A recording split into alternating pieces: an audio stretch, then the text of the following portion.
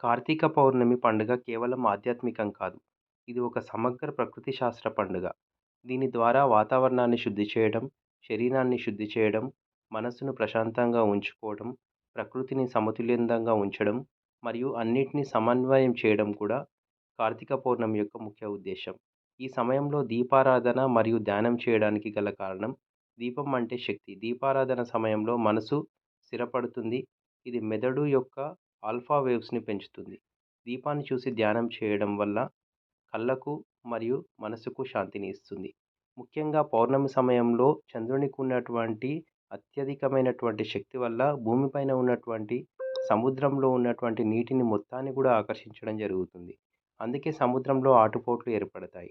అదేవిధంగా మన శరీరంలో ఉన్నటువంటి 70% నీటిని చంద్రుడు ఎక్కువ మొత్తంలో ఆకర్షించడం జరుగుతుంది. ఈ సమయంలో మనం ధ్యానం చేయడం ద్వారా మన శరీరంలో ఉన్నటువంటి శక్తులు కేంద్రీకృతం అవ్వడంతో పాటు మనసు నిశ్చలంగా ఉంటుంది. అందుకోసమే ఈ సమయంలో తులసి చెట్టు కింద వనభోజనాలు చేయడం మరియు